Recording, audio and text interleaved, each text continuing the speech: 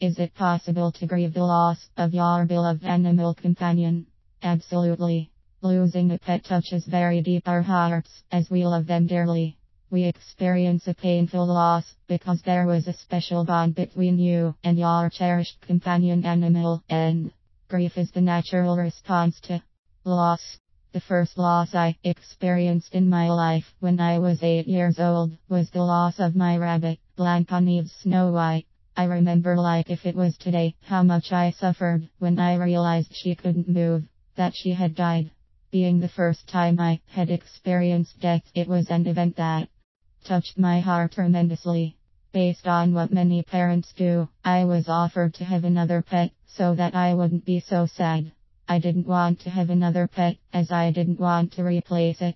Although I didn't have the opportunity to have a ritual, my mother allowed me to use mourning clothes for a month. I imagine that was my way to express my grief and honor my beloved rabbit.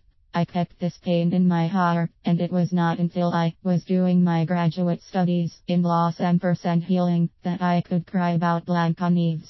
When our teacher told us to do a history of loss is something I do now with my clients. I thought the first loss was the death of my father when I was 12 years old.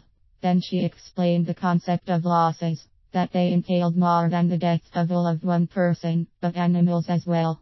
When I wrote about Blanca-Neves, I cried so deeply, as I had never had the opportunity to express my real feelings. This made me realize that what the grief that we ignore doesn't cease to exist, it is only repressed. If you are experiencing this type of loss, you may feel people do not understand how you love your beloved pet, as they minimize your loss. They may have never had a pet or love animals. Moreover, they may tell you that you are not a child to be crying, and that it was just an animal. Yes, it was your beloved animal. You may think they are not sensitive and that they do not validate your grief. Moreover, you may think that you will be fine and won't suffer the absence. However, do not be surprised if you find yourself experiencing despair over the loss of your cherished pet. This reminds me of a story of Ellen Changed Names, a woman who lost her dog and came for grief counseling. When she suffered the loss, a mutual friend called me to let me know about her loss, and that most likely she would call me. She did indeed, but not to make an appointment for grief support, but to tell me her friend told her about me, but that she was fine. After 3 weeks, I received another phone call from Ellen.